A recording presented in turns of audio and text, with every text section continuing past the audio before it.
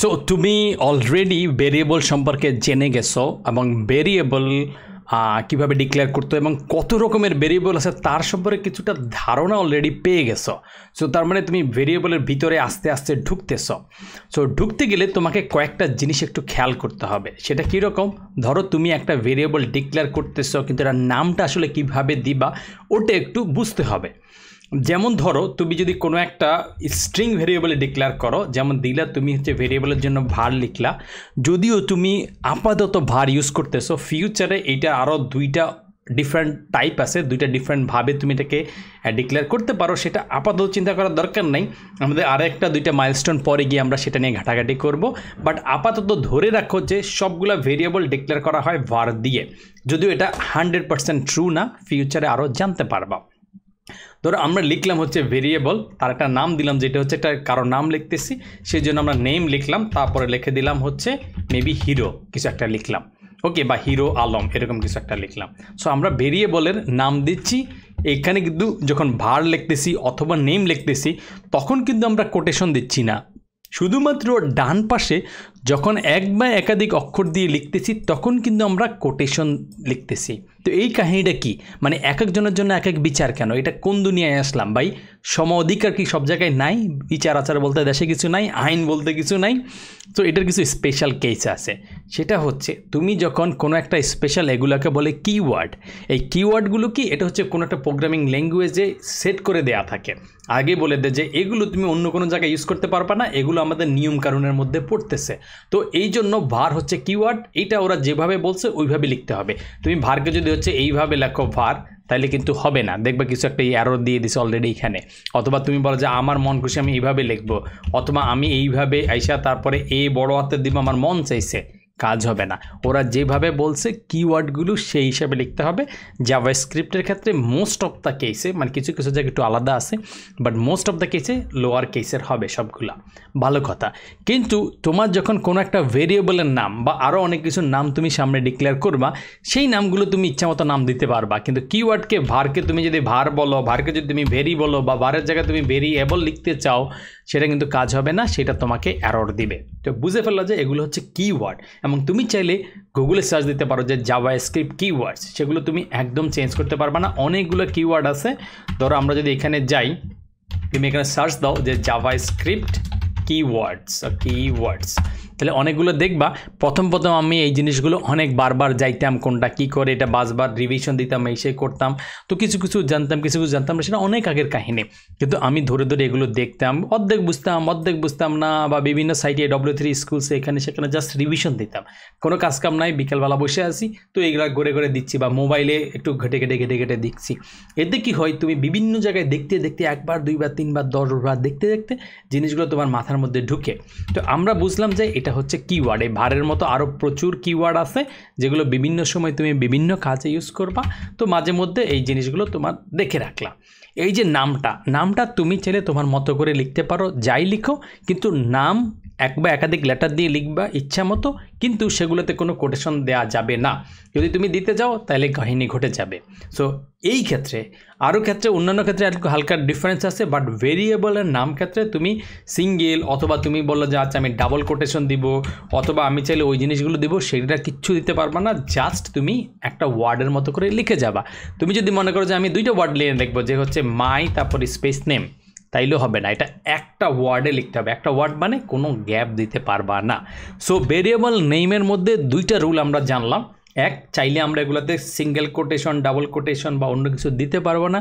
দুই, আমাদেরকে একটা ওয়ার্ডের মধ্যে লিখতে হবে যেখানে কোনো স্পেস বা কিছু দেওয়া যাবে না। তো এটা গেল হচ্ছে আমাদের সেকেন্ড রুল। থার্ড রুল হচ্ছে তোমার ভেরিয়েবলের নাম, ধরো তুমি এটার উপরে লিখলে হচ্ছে মাই নেম, নিচে এসে বললো যে আমি এম বড় হাতের দিয়ে নেম লিখতে চাই, তারপরে আমি কিছু একটা সেট করতে চাই যে হিরো আব্দুল বা কিছু একটা আমরা করতে চাই।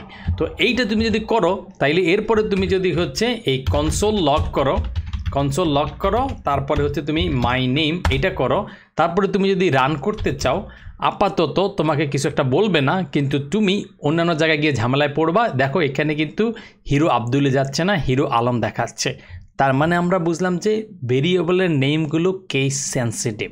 কেস সেন্সিটিভ মানে হচ্ছে এগুলো, এই যে তুমি যদি একটা কেস চেঞ্জ করে দাও, একটা লোয়ার কেস আপার কেস করে দাও বা নেমের জায়গায় এরকম করে দাও, তাইলে সেটা হচ্ছে তোমার কেস সেন্সিটিভ, মানে দুইটাকে আলাদা আলাদা ধরে নেয়, একই ধরে না। যদি একই ধরবে, যদি এক্স্যাক্টলি সেম নাম হয় এবং সেম টাইপের হয়, তার মানে সবগুলো লোয়ার কেস হলে সব লোয়ার কেস, সব আপার কেস হলে সব আপার কেস, বা একটা ছোট একটা বড় হইলে সেটা করতে হবে। এটা গেল হচ্ছে তোমার 3 নম্বর রুল। 4 নম্বর রুল হচ্ছে এইরকম যে তুমি যদি সেম ভেরিয়েবলকে সেকেন্ড টাইম বা থার্ড টাইম ইউজ করতে চাও, সেক্ষেত্রে তুমি তার আগে স্পেশাল ভার বা এই জিনিসটা বলবা না। শুধুমাত্র প্রথমবার তুমি যখন ভেরিয়েবলকে ডিক্লেয়ার করো, তখন তার ভ্যালু সেট করার সময় তার আগে তুমি বার বা যেটা লেখা দরকার সেটা লিখবা। দ্বিতীয়বার বা তৃতীয়বার বা পঞ্চমবার বা ষষ্ঠবার তুমি যদি একই জিনিসকে ইউজ করো বিভিন্ন জায়গায়, যেটা হিরো আব্দুল, তারপরে হিরো মেবি জামাল, তারপরে মানে হিরো যে মেবি লাগে মোশাররফ বা কিছু একটা মোশাররফ বা কিছু একটা দিলা, তারপরে তুমি যদি হচ্ছে এটাকে এখন রান করে দাও, তাহলে যেহেতু এটা সেম ভেরিয়েবল সেই জন্য হিরো মোশাররফকে পাওয়া গেল। যদি তুমি এখানে চেঞ্জ করে এরকম কিছু একটা করে দাও, তাইলে তুমি কি পাবা, লাস্টে যেহেতু এটা সেম ভেরিয়েবল না, এটুক পর্যন্ত জামাল পর্যন্ত আসছে, মোশাররফ পর্যন্ত যায় না, কারণ এটার নামটা একটু আলাদা হয়ে গেছে। সো তুমি ইদানিংকালে তুমি যদি ভিজুয়াল স্টুডিও কোড ইউজ করো বা এখানে সেখানে ইউজ করো, তোমাকে খেয়াল রাখতে হবে যে তুমি সেম টাইপের নামটা একদম সেম কেস সেন্সিটিভ জিনিসগুলো রাখতেছো কিনা আর কি। সো এটা গেল ভেরিয়েবল নামের ক্ষেত্রে তোমার 4 নম্বর জিনিস, যে তুমি প্রথমে একবার ডিক্লেয়ার করে পরেরগুলোতে ডিক্লেয়ার করতে হবে না, আর কেস সেন্সিটিভ ওটা তো আমরা 3 নম্বরটা জানলাম। আচ্ছা, এরপরে আমরা 5 নম্বর যে জিনিসটা জানবো সেটা হচ্ছে তোমার করতেই হবে এমন কোনো কথা নাই। চাইলে তুমি কোনো একটা ভেরিয়েবলের নাম চাইলে তুমি সব আপার কেস দিয়ে লিখতে পারো, যে এরকম আমি লিখছি কি মাই নেম। এটা কিন্তু বেস্ট পসিবল ওয়েতে না। বেস্ট পসিবল ওয়েতে তুমি যদি আরও চিন্তা করতে পারো যে আমি এই মাই আন্ডারস্কোর নেম নামে একটা ভেরিয়েবল ডিক্লেয়ার করব, তো সেটা যদি তুমি করতে চাও করতে পারো, কিন্তু জাভাস্ক্রিপ্টে এইটা একটু কম ইউজ করা হয়, মানে সাধারণত লোকজন ইউজ করে না, অন্যান্য প্রোগ্রামিং ল্যাঙ্গুয়েজে মানুষ ইউজ করে, তো জাভাস্ক্রিপ্টে এইভাবে একটু ইউজ করে না। যদি তোমার দুইটা ওয়ার্ড থাকে মাই নেম, অথবা তুমি একটা দিলা যে আচ্ছা মাই নেম বা হচ্ছে ইউজার নেম, অথবা ইউজারের প্রথম নাম, ইউজারের ফার্স্ট নেম, এইভাবে সাধারণত জাভাস্ক্রিপ্টে লেখা হয় না। রেদার জাভাস্ক্রিপ্টে লেখা হয় যে তুমি এই যে এবার এইভাবেও লিখবে না যে ইউজার ফার্স্ট নেম।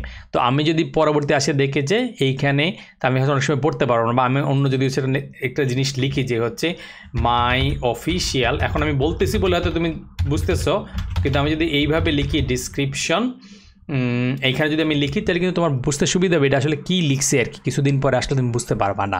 তো সেই ক্ষেত্রে প্রত্যেকটা ওয়ার্ডের পর যেই লেটার ফার্স্ট যে ক্যারেক্টারটা সেটাকে বড় হাতের করে দেয়, তো এরপরে ডিসক্রিপশন এসে ডি বড় হাতের করে দেয়।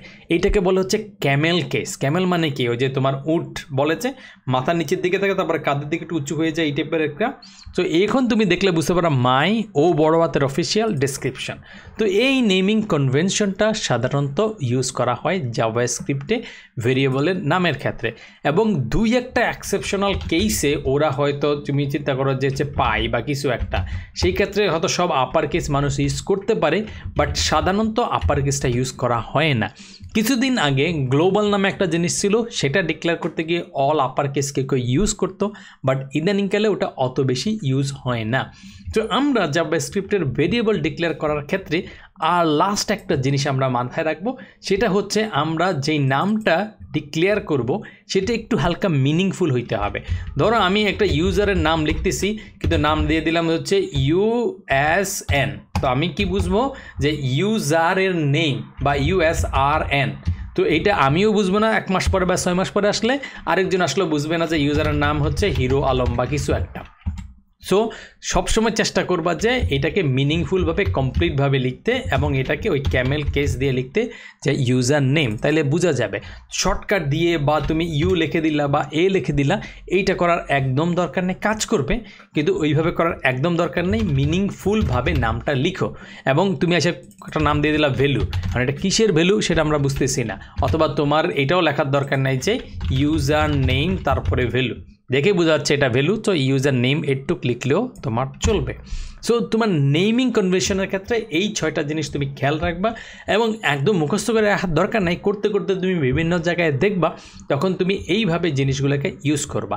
আরও 2-1টা ভেরিয়েশন সামনে আসবে করতে করতে, কিন্তু আপাতত এই কটা জিনিস মনে রাখলেই তুমি সামনে আগানোর জন্য এনাফ হয়ে যাবা।